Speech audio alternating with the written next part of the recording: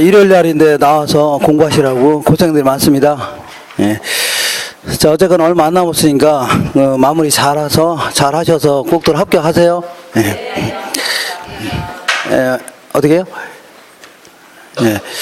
자, 못 알아듣습니다. 자, 오늘 하루 종일 걸쳐서 부동산 학개론 처음부터 끝까지 할 건데, 오늘 나눠드린 거 있죠? 요게 다른 학원에서 이틀 동안 하는 분량입니다. 그래서 이거 오늘 하루 종일 요 하기에는 너무 부족합니다. 예, 부족해서 제가 집에서 좀 작전을 좀 짰는데, 아무래도 어디 갔어요? 자, 부동산 학 중에서 가장 중요한 파트가 뭐냐면 맨 먼저 수요 공급 이론입니다.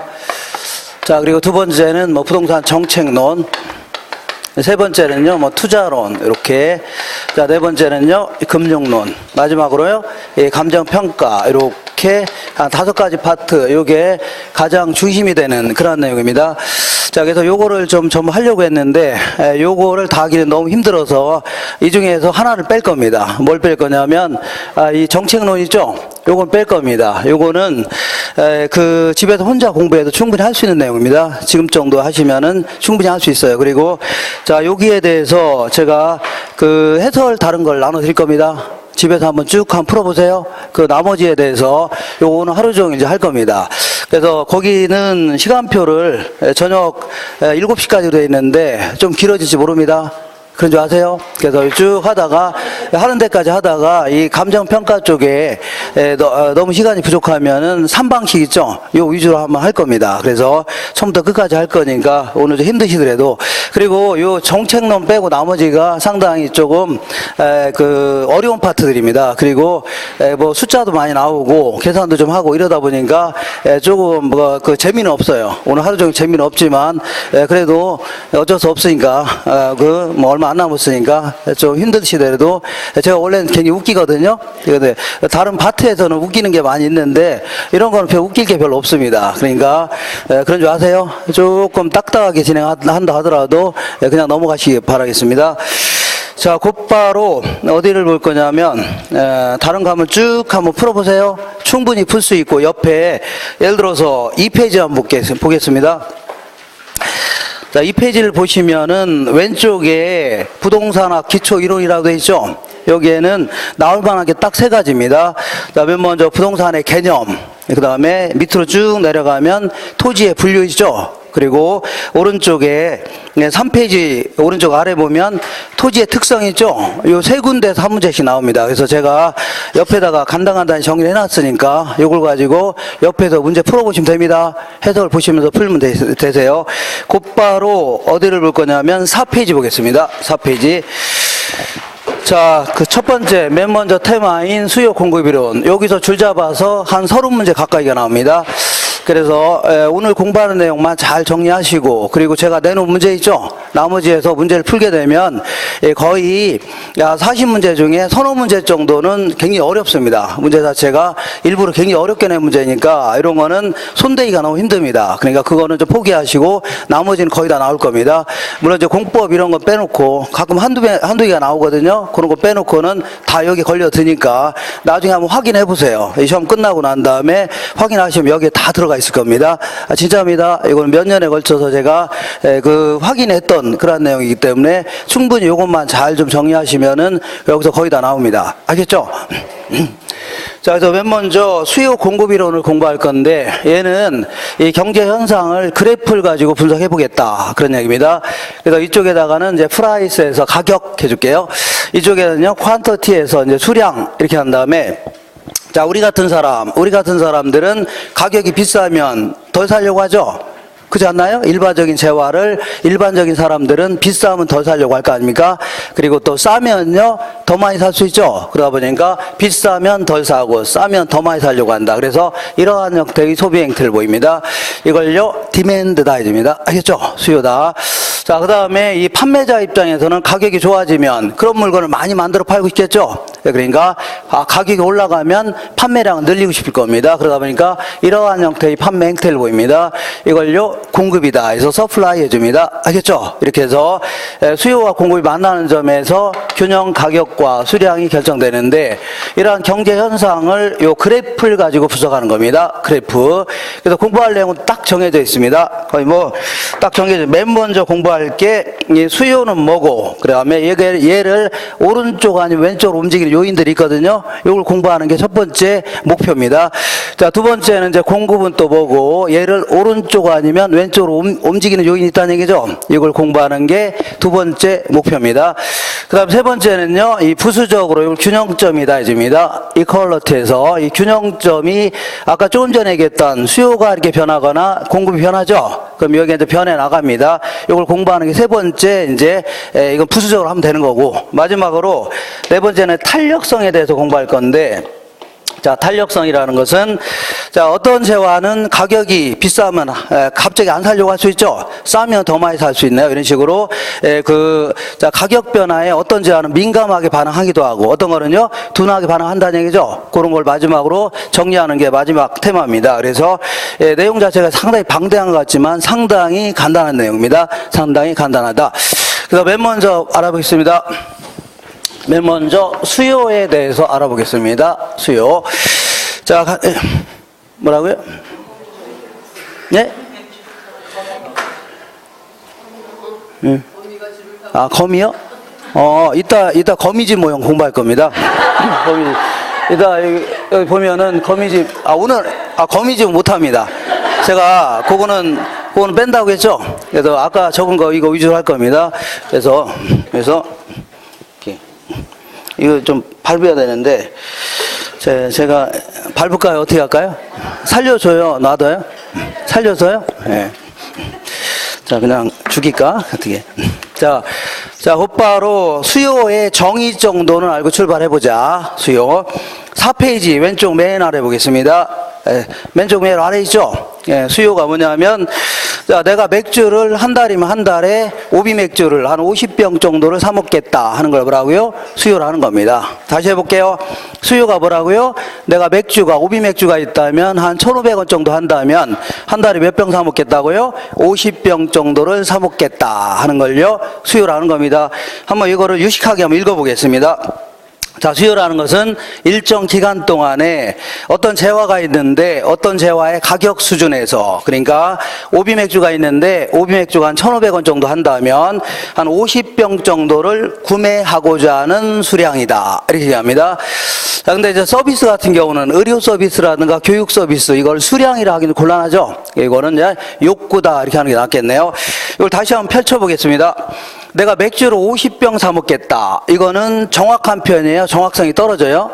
그냥 밑도 끝도 없이 그냥 50병 사 먹겠다. 이거는 정확해요. 정확성이 떨어져요? 떨어진다. 왜냐하면 하루에 50병인지 한 달인지 1년인지 알 수 있어 없어요?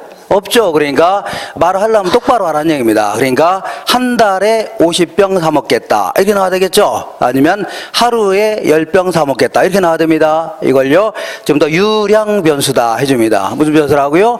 유량 변수. 플로우로 하는 겁니다. 그리고 지금 이제 공부가 약간 좀 돼 있다는 가정이 있어야 됩니다. 뭐 초보자 상대로 하는 게 아닙니다. 좀 약간 돼 있다고 가정해야 됩니다.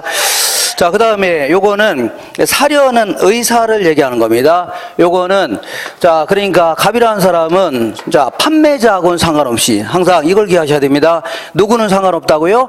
판매자하고는 상관없이 자신의 소득이라든가 기호라든가 이런 거 있죠? 이거 감안해서 이 정도 가격이라면 이만큼 사겠다는 얘기입니다. 알겠죠? 이 정도 가격이라면 이만큼 사겠다 하면서 의도된 수량이지, 판매자하고 가격과 수량이 절충돼서 최종 구입한 수량이 아닙니다. 이게 아주 중요한 표현입니다. 지금부터 판매자하고는 상관없습니다. 누구하고는 상관없다고요? 판매자하고는 상관없이 순전히 누구 입장이라고요? 소비자 입장에서 자신의 소득이라든가 가격이라든가 선호도 이거 맞추어서 사고자 하는 수량 있죠? 요걸 얘기하는 겁니다. 자, 그 다음에, 그래서 이걸 사전적 개념이다. 이렇게 표현합니다. 뭘 한다고요? 사전적 개념이다. 그리고 이거는 반드시 구매력을 갖춘 수요가 돼야 됩니다. 그러니까 돈을 갖고 있으면서 뭐 사야 된다. 그래, 해야 되지. 돈도 하나도 없으면서 지나가는 BMW 보더니 저거 사겠다 한다고 살 수 있나요? 못 사는 거죠. 그러니까 돈을 갖고 있으면서 자, 뭘 사겠다 이렇게 나와야지 시장에서 실질적인 소비량이 결정되는 겁니다. 알겠죠? 이걸 뭐라고요? 유효 수요다. 다시 한번 정리할게요. 자, 수요라는 것은 일정한 기간 동안에 어떤 물건을 사려는 의사도 있어야 되고 사고자 하는 능력도 있어야 된다는 얘기죠. 요거를 수요라는 겁니다. 자, 그러면 경제 현상을 분석하기 위한 각종 변수들이 있는데 이 변수들은 변해나가는 수치들을 얘기합니다. 뭐 인구라든가 소득이라든가 이런 걸 얘기하는데 이런 것들은 일정 기간을 명시해야만 개념 자체가 분명해지는 그러한 변수가 있습니다. 이걸 뭐라 한다고요? 유량 변수다. 영어로는 일정 기간, 흐름 이걸 나타내는 플로우다 해줍니다. 예를 들어서 우리 남편 급여가 1,000만 원이다. 이렇게 얘기했더니 동네 아줌마들이 되게 부러워했다는 얘기죠. 근데 알고 봤더니 부러울 게 있어 없어요? 없다. 알고 봤더니 월급이 아니라 뭐였다는 얘기예요? 연봉이었다는 얘기입니다. 그러니까 말을 하려면 똑바로 하라는 얘기입니다. 그러니까 우리 남편 급여가 1년 동안의 급여가 1,000만 원이다. 한 달의 급여가 얼마다 이렇게 해줘야 되죠. 이걸 뭐라 한다고요? 유량 변수라는 겁니다.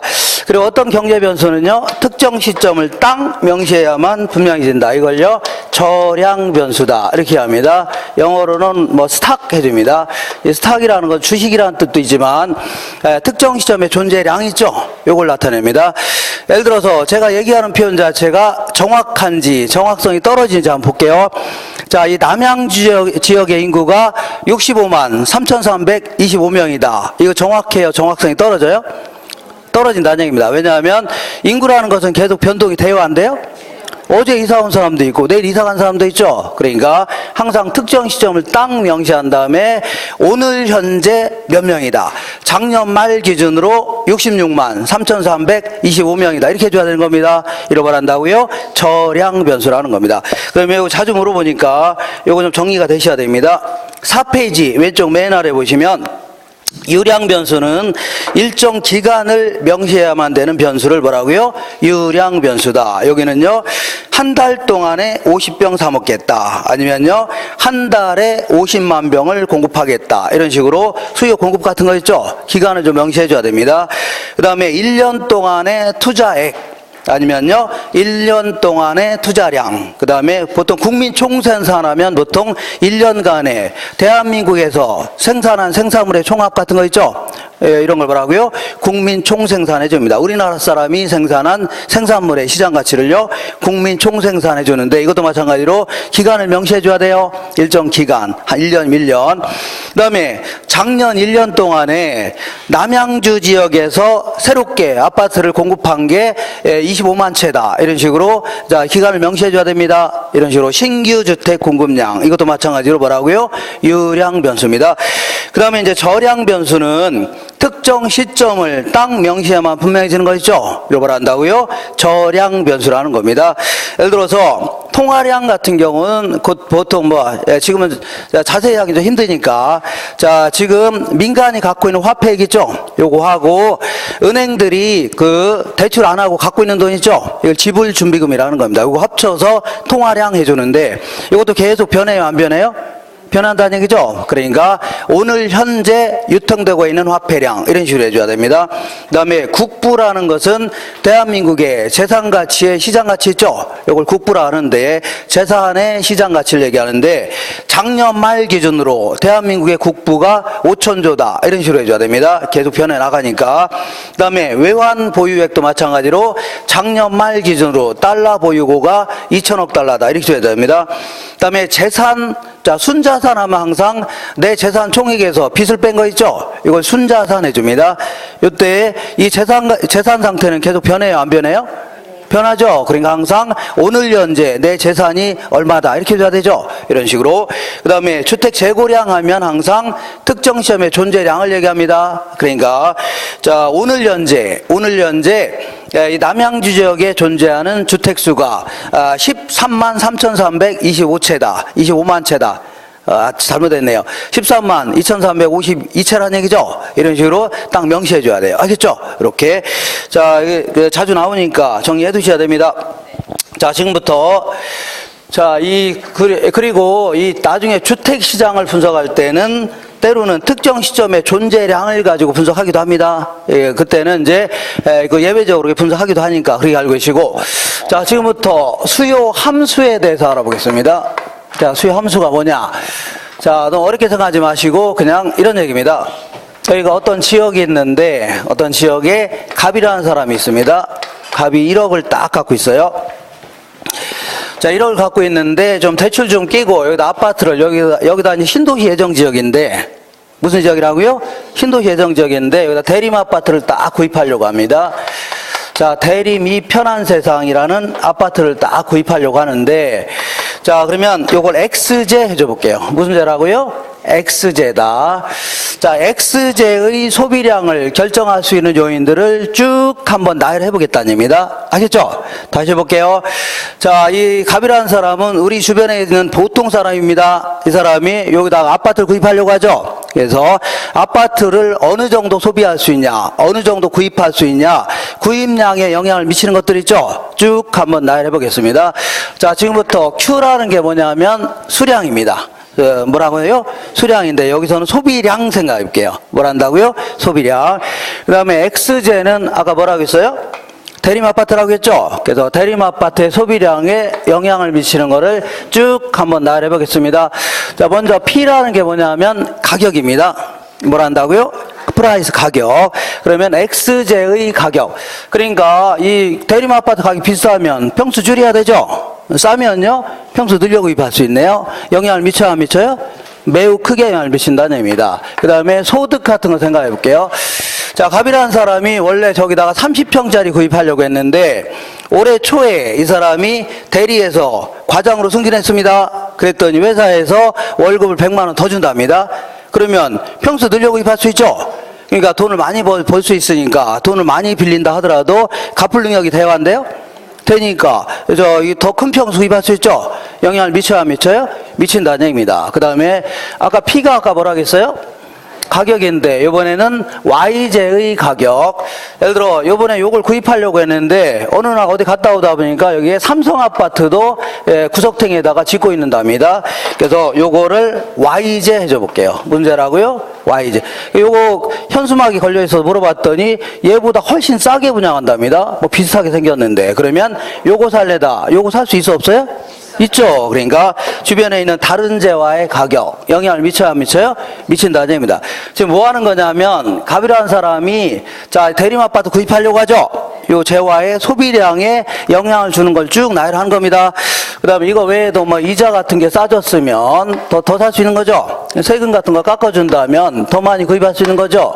아니면 소비자 입장에서 예상 앞으로 저 지역의 아파트 가격이 올라갈 걸로 예상된다. 그럼 지금 사는 게 나아요? 올라간 다음에 사는 게 나아요? 지금 당장 살려고 하죠? 이런 것들에서 영향을 받는다는 얘기입니다. 자, 이런 걸 뭐라고요?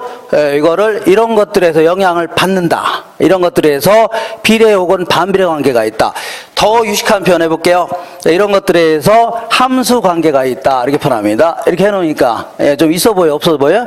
있어 보이죠? 그래서 자, 지금부터 이제 수요 곡선이라는 걸 도출해 보겠습니다. 수요 곡선은 어떤 재화의 소비량에 영향을 주는 수많은 요인들이 있을 텐데, 여러 요인이 있을 텐데, 이렇게 쪼개보겠습니다. 쪼개본 다음에, 요걸 뭐라 하냐면, 요번에 구입하려고 하는 재화의 가격 요인이다.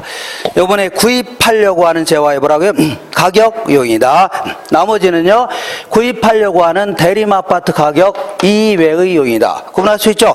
구분한 다음에 자, 지금부터 다른 것들은 다 고정돼 있다고 가정하고 다 옛날이나 별 차이가 없다고 가정하고 얘와 얘 간의 관계만 그래프로 그려보겠다는 얘기죠. 얘와 얘 간에만 그래프로 한번 그려보자. 이렇게 보겠습니다. 자, 가격 요거는 수량 이렇게 요거는 갑이라는 사람 입장입니다. 갑. 자, 갑이라는 사람은 저 지역이 평당 한 1,500만 원 정도라면 30평짜리를 구입할 의사가 있었습니다. 이렇게 요점이 찍히네요.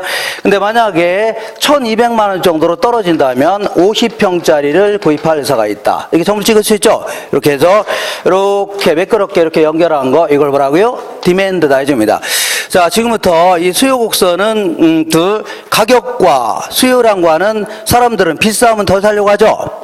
그죠? 싸면 더 많이 살려고 한다. 이렇게 간단히 그린 겁니다.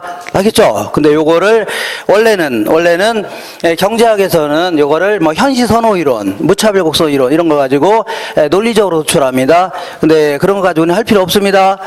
알겠죠? 할 필요 없고 우리 같은 일반적인 사람은 비싸면 더 살려고 하죠. 싸면요 더 많이 살려고 하죠. 뭐라고요? 수요의 법칙이라는 겁니다. 무슨 법칙이라고요? 수요의 법칙이다. 이렇게. 자, 그래서, 자, 이렇게 간단히 그린 겁니다. 근데, 저 시장에서는 대림아파트 구입하려는 사람이 간만 있나요? 다른 사람도 있나요? 사람도 있겠죠? 이 사람들 수요 곡선을 전부 다 합친 거 있죠? 이걸 뭐라고요? 시장 전체의 수요 곡선이다. 해주는 겁니다. 알겠죠? 수평적으로 합치면 되는 겁니다. 이렇게. 자, 이번에는 이 시간에 가장 중요한 얘기를 해볼게요. 가장 중요한 얘기가 뭐냐면, 자, 수요량의 변화라는 게 있고, 뭐가 있다고요? 수요의 변화라는 게 있는데, 이건 또 뭐냐? 자, 뭐냐면, 아까도 얘기했지만, 이런 것들이 변하면 소비량이 변해요, 안 변해요? 이런 것들이 변하면 소비량이 변한다고 했죠? 이걸 전부 다 경제학에서는 그래프를 가지고 분석합니다. 뭘 가지고 분석한다고요? 그래프. 그래서 이 경제학 서적을 보면 처음부터 끝까지 그래프를 가지고 만지작만지작거리는 겁니다. 알겠죠? 그러면 이런 것들이 변하면 그래프상에서 어떤 식으로 표시가 되냐 그런 얘기입니다. 알겠죠? 그럼 결론적으로 얘기한다면 얘가 변할 때는 곡선 상에서 움직입니다. 나머지 요인이 변하면요 곡선 자체가 움직인다는 얘기죠? 그 얘기입니다. 자, 볼게요. 자, 먼저 이 사람은 가격이 1,500만 원일 때는 30평짜리 구입하려고 했습니다. 이걸 A점 해줄게요. 몇 점이라고요? A점. 근데 1,200만 원 하락하니까 50평짜리 구입하려고 했죠? 이걸 B점이라 해볼게요. 그러면 A점에서 B점으로 점을 타고 움직였죠? 점을 타고 움직인 이유가 뭐예요? 가격이 하락해서 그런 거죠? 반대로 B점에서 A점으로 이동했다면 그 이유는 뭐예요? 가격이 올라서 그런 겁니다. 그럼 지금부터 해당 재화의 가격이 변하면 곡선 상에서 왔다리 갔다리 합니다. 알겠죠?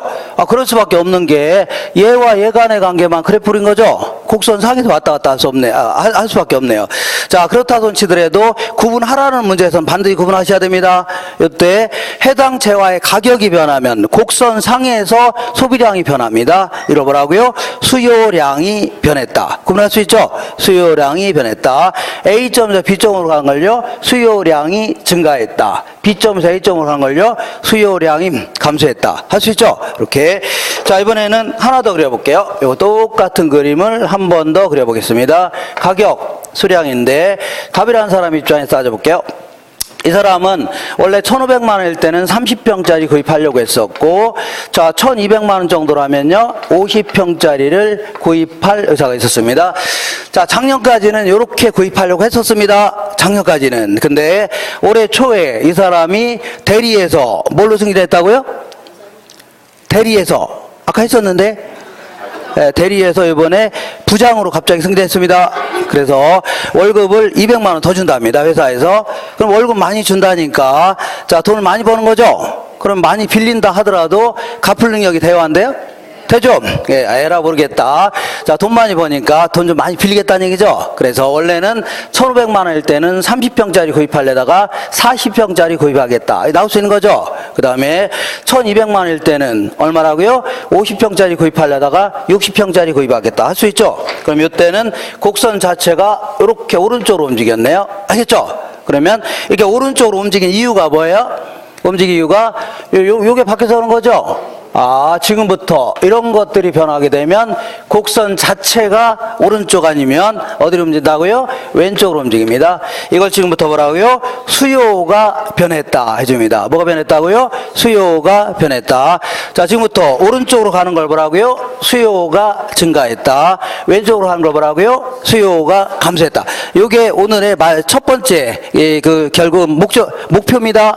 얘를 오른쪽으로 보낼 건지 뭐라고요? 왼쪽으로 보낼 건지. 이게 목표입니다. 알겠죠? 자, 그러면 뭐 소득이 증가하면 수요가 증가할 수 있죠? 그죠? 삼성 아파트 싸게 구입한다 그러면 삼성 더 사고 대리면 안 살 수 있죠? 그 다음에 이자율이 하락하면 더 살 수 있죠? 세금도 인하되면 더 살 수 있죠? 앞으로 가격이 올라갈 걸로 예상된다 그러면 지금 당장 살려고 하겠죠? 그죠?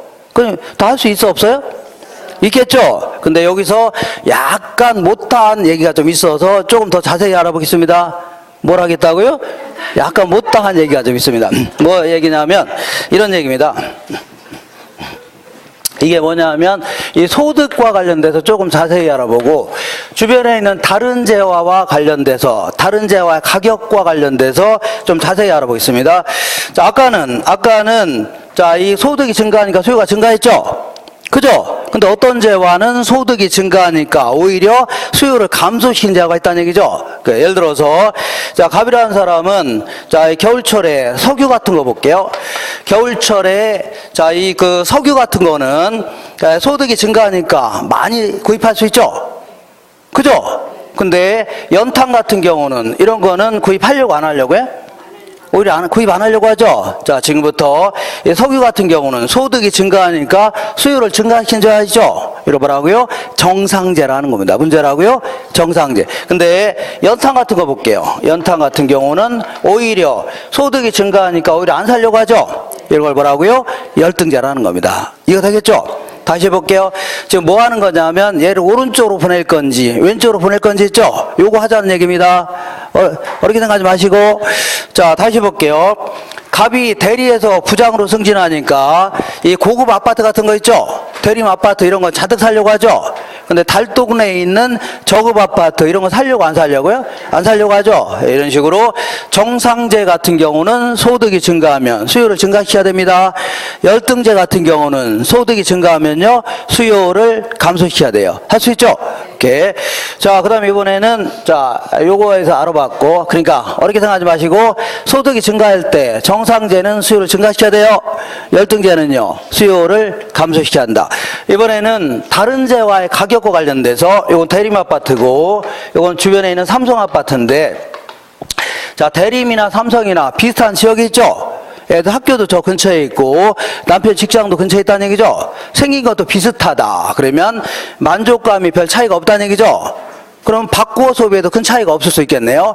얘를 구입할 수도 있고 쟤를 구입할 수 있다는 얘기죠. 그렇다 치면 만족감에 큰 차이가 없다면 가능하면 싼 놈을 소비해요? 비싼 놈을 소비하려고요?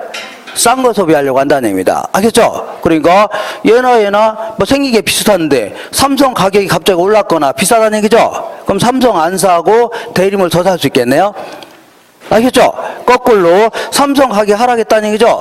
그럼 삼성을 더 사고 대림을 안 살 수 있겠네요? 알겠죠? 이런 식으로. 자, 그러면 요거는 이렇게 해볼게요. 요번에 구입하려고 하는 재화를 오비맥주, 주변에 있는 다른 재화를요 하이트 해줘볼게요. 뭔트라고요? 하이트. 자, 사람들은 오비를 먹거나 하이트를 먹거나 만족감에는 큰 차이가 없다고 가정해보자. 알 수 있죠? 별 차이 없잖아요? 그러면 가능하면 싼 놈을 소비해요? 비싼 놈을 소비해요? 싼 놈을 더 많이 소비할 수 있죠? 그죠? 그 가격이 비슷했었는데 갑자기 하이트 가격이 올랐습니다. 그럼 하이트 살려고 안 살려고요? 안 사고 오비를 더 살 수 있죠? 그럼 수요가 증가할 수 있다는 겁니다. 이런 식으로 바꿔 소비에도 만족감에 큰 차이가 없는 재화 있죠? 이걸요 대체재 이렇게 얘기합니다. 문제라고요? 대체재. 얘 입장에서 이런 걸 대체재, 하이트 입장에서 이런 걸 뭐라고요? 대체재라는 겁니다. 그러니까 무조건 이상하게 암기하지 마시고 대체재의 가격이 올랐다 그러면 무조건 오비하고 하이트 써놓으면 됩니다. 알겠죠? 하이트 가격이 올랐다 하면 하이트 안 사고 오비를 더 살 수 있죠? 이렇게 해서 간단히 해결하면 됩니다. 자, 이번에는 자, 사람들은 전부 다 커피에다가 80년대로 돌아가서 프림을 타먹는다 가정해보자. 커피에다 뭘 타먹는다고요? 예전에는 80년대만 하더라도 커피에다 프림을 다 타먹었습니다. 그래서 커피 한 수저, 프림 2숟가락, 설탕 한 수저 이렇게 넣어야 커피로서 완성이 됐던 겁니다. 알겠죠? 그래서 며느리가 요즘같이 블랙커피 같은 거 있죠? 아메리카노 이런 거 갖다가 시아버지한테 드리면은 얼굴 다 벗습니다. 벗으면. 왜냐하면 이걸 내가 야만이냐 이런 걸 먹으라고 이렇게 해서 옛날에 이제 덕선이 나오던 시절 있죠? 그 시절로 돌아가서 사람들은 전부 다 커피에다 뭘 타먹는다고요? 프림을 타먹는다 가정해보자. 그러면 어쩐지 얘를 먹으려면 얘도 있어야 되죠? 어제 같이 가는 뭐 제어 같지 않나요? 프림 가격이 올랐다. 그럼 프림 살려고 안 살려고요? 안 사. 그거 올리면 안 살려고 하죠? 커피도 없는데, 프림도 없는데, 커피만 사, 그러죠? 얘도 동달 안 살려고 하겠네요? 거꾸로 해볼게요. 프림의 가격이 하락했다. 그럼 프림 잔뜩 살려고 하죠? 프림만 잔뜩 있으면 뭐합니까? 커피도 더 사려고 하죠. 이런 식으로 함께 소비해야 만족감이 커진다. 이런 재화를요 보완제라는 겁니다. 그러니까 무조건 보완제 하면 커피하고 뭘 써놓으면 돼요? 프림 써놓으면 끝나는 겁니다. 알겠죠? 커피에다 뭘 써놓으라고요? 프림 써놓으면 됩니다. 이러면 다 끝나는 겁니다. 자, 이번에는 자 공급에 대해서 알아보겠습니다. 뭐에 대해서 알아본다고요? 예, 공급에 대해서 알아보겠습니다. 요거 하기 전에 자, 그 박스 있죠? 그 5페이지의 위쪽에 박스, 이거는 제가 여태까지 한 거니까 읽어보세요. 그 밑에 볼게요. 자, 수요 곡선이 우하향한 이유. 요거는 약간 어려운 얘기인데, 자, 갑이라는 사람이 100만 원을 월급 타고 있습니다. 얼마 벌고 있다고요? 100만 원 월급 타고 있는데, 자, 왜 가격이 하락하면 소비량을 늘리려고 하냐? 왜 가격이 하락하면 뭐라고요? 소비량을 늘리려고 하냐? 나한테 물어본다면 왜 가격이 하락하면 소비량을 늘리려고 합니까? 그러면 내가 뭐라고 대답해요? 야 임마 싸니까 더 많이 산다 이렇게 얘기하겠죠? 그렇지 않나요? 근데 한 40년 넘게 경제학을 공부하신 교수님한테 50년 동안 공부한 교수님한테 왜 가격이 하락하면 소비량을 늘리려고 합니까? 이렇게 물어보면 저랑 똑같이 야 이놈아 싸니까 더 많이 산다 그러면 그분이랑 나랑 똑같은 사람이 되는 거죠? 아닌가요? 그래서 뭔가 논리적으로 설명할 필요가 있다는 얘기입니다. 왜 싸니까 더 많이 살려고 하냐 그런 얘기입니다. 자, 그래서 이 사람은 100만 원 월급 타서 자, 항상 삼겹살도 자, 10근을 사 먹습니다. 삼겹살 있죠? 그리고 다른 재화도 구입해야 하네요. 남는 거 있으면 다른 재화 구입하겠죠? 근데 왜 삼겹살의 가격이 하락하면 소비량을 늘리려고 하냐는 얘기죠? 그러면 이런 얘기입니다. 삼겹살 가격만 하락했으면 다른 재화는 상대적으로 비싼 꼴이 되는 겁니다. 알겠죠? 그래서 상대적으로 비싼 놈을 사람들은 덜 소비하려고 하고 싼 놈을 더 많이 소비하려고 합니다. 그러니까 자 본인이 한번 생각해 볼게요. 본인이 이마트에 가서 삼겹살 한 근하고 다른 걸 구입하려고 이마트에 갔죠? 근데 삼겹살 가격만 반값으로 떨어졌습니다. 그죠? 그러면 다른 재화는 상당히 비싸죠? 다른 걸 비싼 걸 덜 소비하고 삼겹살 한 2근 사는 게 아니라 한 10근 살 수 있다는 얘기죠? 한 반값으로 떨어졌으면 2근 사는 게 아니라 10근 살 수도 있는 겁니다. 이게 사람들의 소비 성향입니다. 알겠죠? 상당히 비싼 거를 덜 사고 싼 놈을 더 많이 사려고 한다는 얘기죠? 이걸요 대체 효과다 해줍니다. 무슨 효과라고요? 상대적으로 싼 놈을 더 많이 소비한다. 이걸 뭐라고요? 대체 효과다. 자, 두 번째는 자, 이번에는 자, 이 대체 효과는 없다고 치자. 뭐가 없다고요? 대체 효과는 없다고 치고 옛날하고 똑같이 다른 재화나 삼겹살이나 똑같은 양을 소비한다고 쳐볼게요. 똑같은 양을 소비한다 하더라도 삼겹살의 가격이 하락했죠? 그럼 돈이 남아요, 안 남아요? 남습니다. 그죠? 남으니까 소득이 증가된 효과가 나타나기 때문에 다른 재화가 됐든 요 재화가 됐든 더 많이 소비하려고 한다는 얘기죠. 이걸요 소득 효과다 해줍니다. 무슨 효과라고요? 소득. 그러니까 왜 사람들은 가격이 하락하면 소비량을 늘리려고 하냐면 다른 재화에 비해서 상대적으로 싸졌기 때문에 더 많이 소비하고 소득이 증가된 효과가 있다는 얘기죠. 그래서 늘리려고 한다는 얘기입니다. 이렇게 하시고 자, 이번에는 다른 거 하지 마시고 그 밑에 테마 2를 보겠습니다. 왼쪽에 공급 및 공급의 변화 요인이 있죠? 요거 알아보겠습니다. 찾았나요? 자, 5페이지의 왼쪽 중간에 테마 2 찾았죠? 자, 요번 시간에만 약간 좀 길게 설명합니다. 다른 때는 설명한 다음에 바로 문제 풀 겁니다. 알겠죠? 좀 끊기면 좀 이상하니까. 자, 공급은 또 뭐냐? 공급이라는 것은 오비 맥주 입장에서는 맥주를 한 달에 50만 병 만들어 팔겠다 하는 걸 뭐라고요? 공급이다. 다시 해볼게요. 오비 맥주 입장에서 맥주를 한 1,500원 정도 한다면 몇 병 만들어 팔겠다고요? 50만 병 정도 만들어 팔겠다. 이거를 유식하게 한번 표현해 볼게요.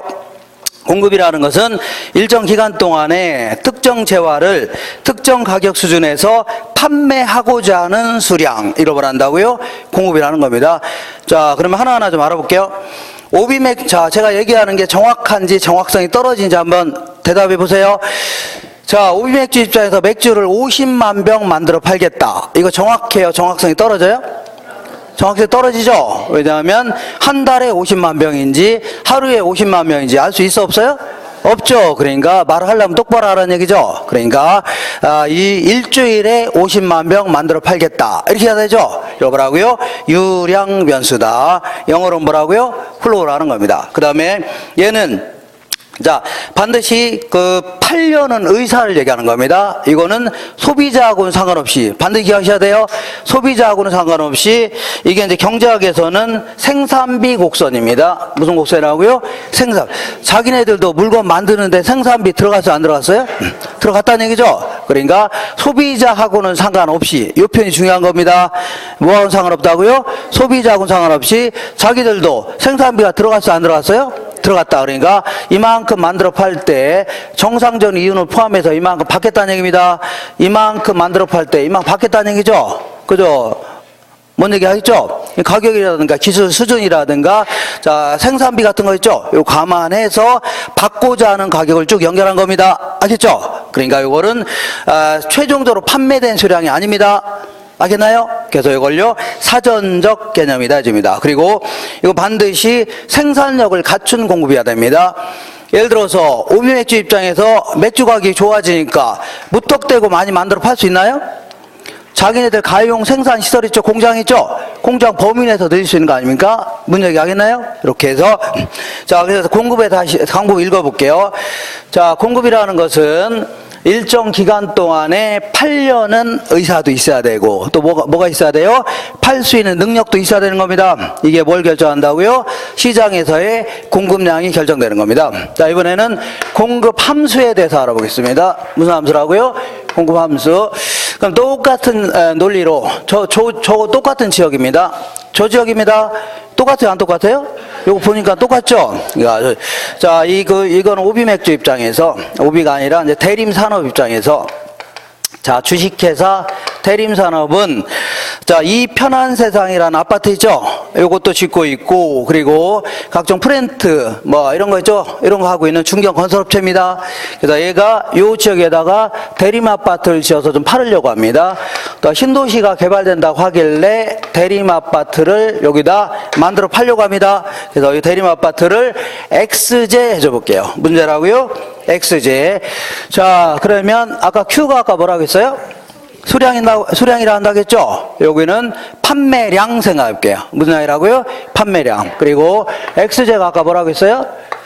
여기 대림 아파트라고 했죠? 그래서 대림 아파트의 판매량에, 생산 판매량에 영향을 줄 수 있는 것들 있죠? 쭉 한번 나열해보겠습니다. 자, 먼저 P가 아까 뭐라고 했어요? 가격이죠? XJ 가격. 대림 아파트 가격이 막 이 지역이 좋아지면 더 많이 만두 팔고 있겠죠? 자, 생산비가 동일하다면, 자, 가격이 좋아지면 더 많이 만들어 팔고 싶겠죠? 그렇게 하는 겁니다. 뭔 얘기 하겠죠? 생산비가, 아파트 짓는 생산비가 별 차이가 없는데, 가격이 좋아지면, 여기도 아파트 짓고 싶어, 안 짓고 싶어요? 더 짓고 싶죠? 어떤 쪽 가격이 뚝뚝 떨어진다. 그러면 그런 데다가 짓고 싶어, 안 짓고 싶어요? 안 짓고 싶잖아요. 간단한 거 아닙니까? 자, 그 다음에 이번에는 기술 수준. 자, 원래 여기다가 한 30동을 지으려고 했는데, 작년까지는 30동을 딱 지으려고 했는데, 올해 초에 대림산업연구소에서 획기적인 기술을 개발했답니다. 그래서 똑같은 재료를 가지고 아파트 30동을 짓는다 하더라도 인건비를 반을 절감할 수 있답니다. 알겠죠? 그러면 어제거나 뭐 그 노동부자분들한테 안 됐지만 어제거나 자 반을 절감할 수 있으니까 돈이 남아요, 안 남아요? 남으니까 더 많이 질 수도 있죠. 그러니까 기술 수준 이것도 영향을 미치는 거고, 이번에는 이 대림산업은 이 건축자재의 반을 외국에서 수입한다고 가정해보자. 어떻게 한다고요? 수입한다고 가정하는데 이번에 수입 원자재 가격이 폭등했습니다. 그죠? 그러면 자재 구입하는데 돈을 다 쓰니까 남는 돈이 모자라죠? 아파트는 덜 지을 수밖에 없네요. 영향을 미쳐요, 안 미쳐요? 미친다는 얘기입니다. 그리고 이거 생산 요소의 가격이다 해줍니다. 뭐라 한다고요? 생산 요소의 가격. 자, 그럼 이거 외에도 뭐 이자율이라든가 아니면요 세금이라든가, 자, 공급자 측면에서 예상. 앞으로 요 지역이 아파트 가격이 올라갈 걸로 예상된다. 그럼 지금 파는 게 나아요? 올라간 다음에 파는 게 나아요? 원래 간단히 팔려고 하죠? 지금 당장 안 팔려고 하겠네요. 거의 완성된 거라 하더라도 분양키를 늦추면 되는 거죠? 아닌가요? 그리고 착공을 늦춘다든가. 기업의 목표는, 소비자의 목표는 효용의 극대화인 겁니다. 소비함으로써 만족감을 극대화하겠다는 얘기죠. 근데 얘네들은 기업의 목표는 어디에 있다고요? 이윤의 극대화에 있는 겁니다. 알겠죠? 그래서 얼마 안 있으면 가격이 올라갈 걸로 예상되니까 당장 팔려고 안 팔려고요? 나중에 팔려고 하겠죠? 이윤의 극대화를 목표로 해서 나중에 팔려고 하는 겁니다. 자, 이렇게 해서 이런 것들에서 영향을 받는다는 얘기죠. 그래서 이런 것들에는 함수 관계가 있다 해줍니다. 자, 그러면 지금부터 공급 곡선이라는 걸 도출할 텐데 이것도 마찬가지로 요놈과 요놈 딱 쪼개본 다음에 얘를 뭐라고 하냐면 요번에 분석하려고 하는 재화의 가격 요인이다. 대림 아파트에 뭐라고요? 가격 요인이다. 나머지는 뭐라고요? 대림 아파트 가격 이외의 요인이다. 한 다음에 마샤리한 사람이 이런 식으로 그리기 시작했습니다. 이렇게 가격 뭐라고요? 수량이다. 자, 그래서 이건 대림산업 입장에서 우리 주변에서 볼 수 있는 대표적인 건설업체인 대림산업 입장에서 이 회사는 자, 이 지역이 평당 1,200만 원 정도 한다면 자, 그 한 50동 정도를 공급할 회사가 있었습니다. 몇 동이라고요? 50동. 아파트 50개 있죠? 근데 만약에 이 지역이 뭐 고등학교 같은 게 들어오는 바람에 갑자기 좀 올랐다는 얘기죠? 1,500만 원 정도 좋아졌다. 그러면 생산비가 별 차이가 없다면 더 많이 짓고 싶죠? 80동 정도를 지을 의사가 있다. 그러면 이 두 점을 네. 두 점을 이렇게 연결한 걸 뭐라고요? 공급 곡선이라는 겁니다. 뭘 한다고요? 공급 곡선. 이거는 아까도 얘기했지만 경제학에서는 생산비 곡선입니다. 뭘 한다고요? 마지널 코스트라고 해서 비용 곡선입니다. 이렇게 마시고 자, 그러면 지금부터 자, 이거는 가격과 공급량은 비례해요, 반비례해요? 가격이 올라가면 공급량 늘리고 싶죠? 가격이 하락하면요, 공급량 줄이기 쉽죠? 이걸 뭐라고요? 공급의 법칙이라는 겁니다. 무슨 법칙이라고요? 공급의 법칙이다. 이렇게 하시고, 자, 이 시간에 제일 중요한 걸 공부할 겁니다. 뭘 중요한 거라고요? 자, 여태 요거 하려고 했던 겁니다. 이거 뭐냐면, 어디 갔어요? 파랑색. 파랑. 저거하고 똑같이 해야 됩니다. 여기 있네, 여기 똑같이. 자, 얘는요, 공급량의 변화다. 얘는 뭐라 할까요? 공급의 변화다. 해볼게요. 공급의, 여태 요걸 하려고 이 많은 시간을 무던히 애를 썼던 겁니다. 자, 그래서 요거 하려고. 자, 지금부터 이것들이 변하면 판매량이 변해요, 안 변해요? 변하는데 이걸 그래프를 가지고 분석한다고 했죠? 그래서 이것들이 변할 때 그래프에서 어떤 식으로 표시가 되냐 그거 하는 겁니다. 그래서 결론적으로 얘기한다면 얘가 변할 때는 곡선 상에서 왔다 갔다 합니다. 근데 나머지 요인이 변하면요 곡선 자체가 움직입니다. 아시겠죠? 그러니까 이 회사는 1,200만 원일 때는 50동을 지으려고 했다. 그러면 A점이라 해볼게요. 근데 1,500만 원 정도 좋아지니까 80동을 지으려고 한다. B점을 해볼게요. 그러면 A점에서 B점으로 점을 타고 움직였죠? 점을 타고 올라간 이유가 뭐예요? 가격이 올라서 그런 거죠? 반대로 B점에서 A점으로 이동했다면 자, 이때는 가격이 하락해서 그런 겁니다. 이런 식으로 해당 재화의 가격이 변하면 곡선 상에서 움직입니다. 그도 그런 것이 얘와 얘 간의 관계만 그래프인 거죠. 그러니까 그래프 상에서 움직일 수밖에 없네요. 이걸 뭐라고요? 그래도 구분하라는 문제에서는 구분하셔야 됩니다. 나중에는 다 섞어서 얘기합니다. 구분하라는 문제에서는 곡선 상에서 움직이는 판매량의 변화 있죠. 이걸요 공급량이 변했다 해줘요. 뭐가 변했다고요? 공급량이 변했다. 그래서 이 점에서 이 점으로 간 걸요 공급량이 증가했다. 이 점에서 이 점으로 간 걸요 공급량이 감소했다. 할 수 있죠. 그러면 똑같은 그림을 한 번 더 그려보겠습니다. 자, 근데 여기는 이거는 이 회사, 자, 여기다 아파트 짓는 건설회사가 대림만 있을래나요? 아니겠죠? 삼성도 있고 현대도 있고 대우도 있고 다 있겠죠? 얘들의 공급선을 전부 다 합친 걸 뭐라고요? 시장 전체의 뭐라고요? 공급선이라는 겁니다. 정리하세요. 이렇게 하시고, 자, 이번에는 똑같은 그림을 한 번 더 그려보겠습니다. 이렇게 가격, 요거는요, 수량이다. 대림산업 입장에서. 자, 이 회사는 1,200만 원일 때는 50동을 지을 의사가 있었습니다. 그리고 1,500만 원 정도 좋아진다면요, 80동을 지을 의사가 있었습니다. 원래는 이런 식으로 저기다 지으려고 했었어요. 지으려고 했는데, 올해 초에 외국에서 수입하는 원재재 가격이 폭락했습니다. 어떻게 했다고요? 폭락했다. 무진장 싸졌다는 얘기죠. 그러면 똑같이 아파트를 짓는다 하더라도 돈이 남아야 안 남아요? 남으니까 옆에다 더 지을 수도 있죠. 그러니까 원래는 자 1200만 원일 때는 50동을 지으려다가 60동 짓겠다 할 수 있죠. 그 다음에 자 1500만 원일 때는 80동 지으려다가 자 100동 짓겠다 할 수 있죠. 이런 식으로 이번엔 곡선 자체가 오른쪽으로 움직였네요. 오른쪽으로 움직인 이유가 뭐예요? 여기서 보니까 여기 밖에서 그런 거죠. 아, 지금부터 이런 것들이 변하면 곡선 자체가 오른쪽 아니면 왼쪽으로 움직입니다. 이걸 지금부터 공급이 변했다. 뭐가 변했다고요? 공급이 변했다. 자, 지금부터 오른쪽으로 가는 걸 뭐라고요? 공급이 증가했다. 왼쪽으로 가는 걸요? 공급이 감소했다. 이건 아주 간단히 알고 계시면 돼요. 기술이 향상됐다. 그러면 공급이 증가할 수 있죠. 생산 요소 가격이 하락했다. 그럼 증가할 수 있죠. 이자율이 하락했다. 그럼 공급이 증가할 수 있죠. 세금이 인하됐다. 증가할 수 있죠. 앞으로 이 지역이 아파트 가격이 오를 걸로 예상된다. 그러면 지금 파는 게 나아요? 올라간다에 파는 게 나아요? 올라간다에 팔려고 하니까 지금은요 안 팔려고 하겠죠. 공급이 감소하는 겁니다. 알겠죠? 이렇게 해서 지금까지 한 거를 문제를 통해서 확인해 보겠습니다. 자, 4페이지 오른쪽에 9번 보겠습니다. 4페이지에 오른쪽에 몇 번이라고요? 9번.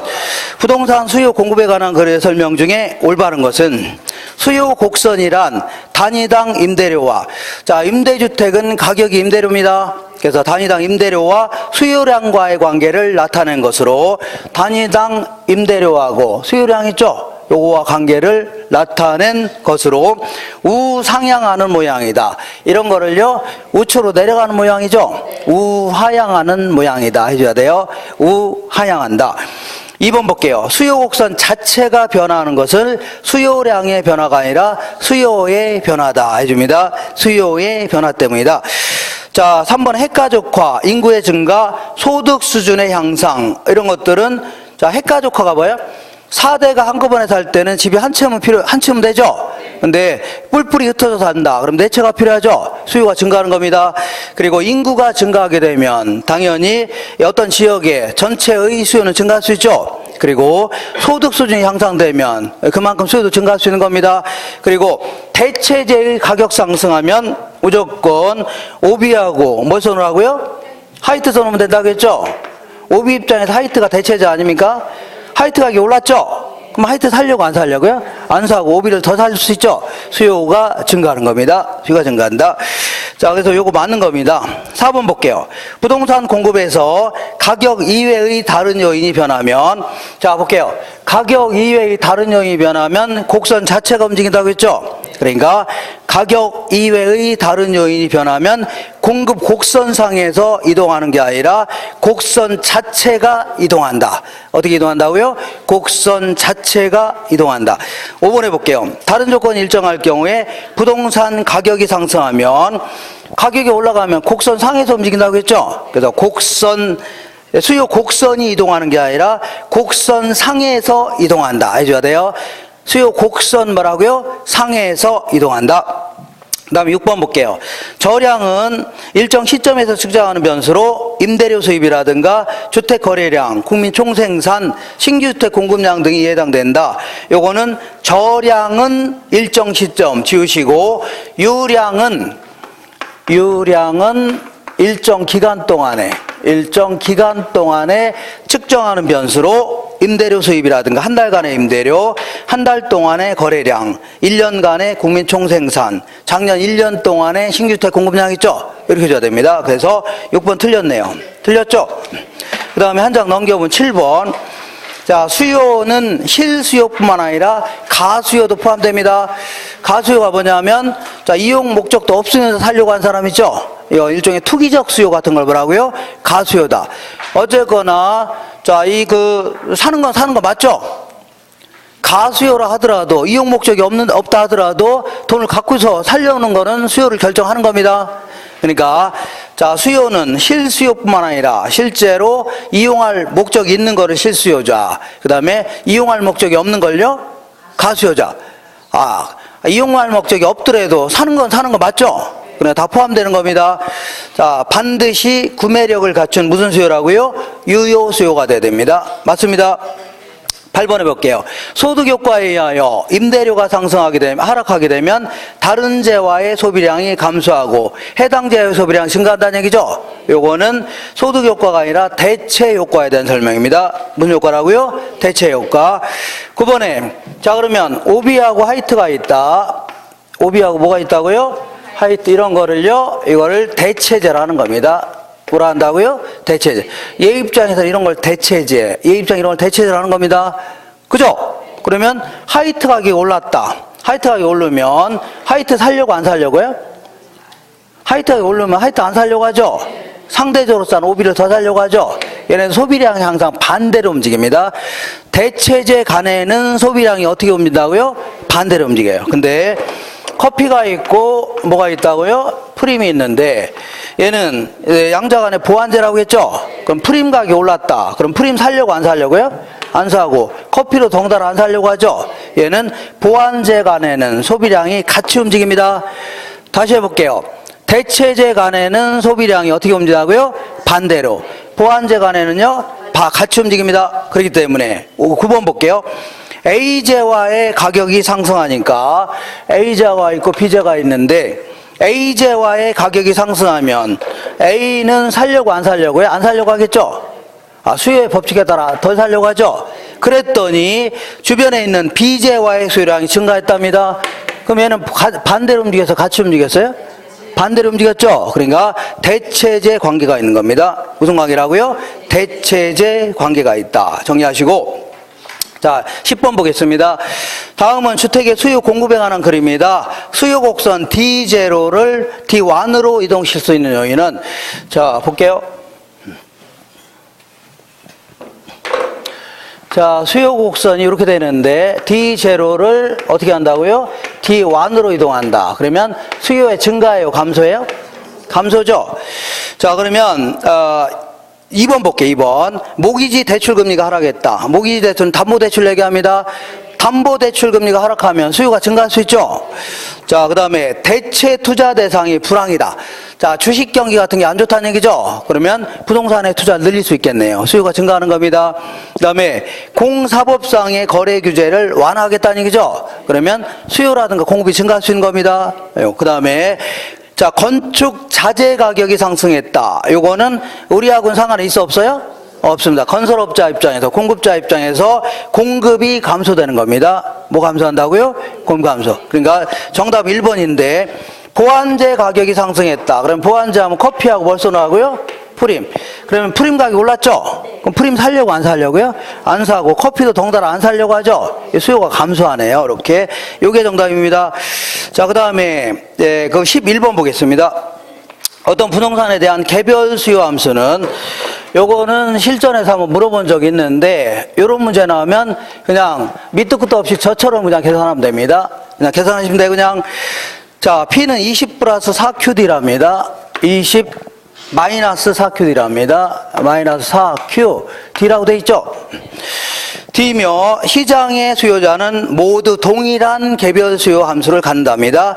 그러면 이 시장의 수요자가 40명이라면 시장 전체의 수요 곡선이죠. 시장 전체의 수요 함수는 이런 문제 나오면 일단 소비량에 대해서 전부 다 정리를 해야 되는데 그러려면 시간이 너무 걸립니다. 알겠죠? 그러니까 이런 문제 나오면 무조건 이렇게 계산하면 됩니다. 그러니까 그냥 생각 없이 그냥 풀면 됩니다. 만약에 이 지역이 40명이다. 그러면 40분의 1 해주면 돼요. 알겠죠? 만약에 100명이다. 그럼 어떻게 하라고요? 100분의 1. 1000명이다. 그럼 어떻게 하라고요? 1000분의 1 해주면 됩니다. 지금은 시간이 얼마 안 남아서 일일이 따지면서 문제 풀면 안 돼요. 근데 이런 문제 나오면 어떻게 하라고요? 만약에 40배로 증가했다. 그럼 여기다 뭐라고요? 40분의 1 해주면 돼요. 10,000배로 증가했다. 그럼 어떻게 하라고요?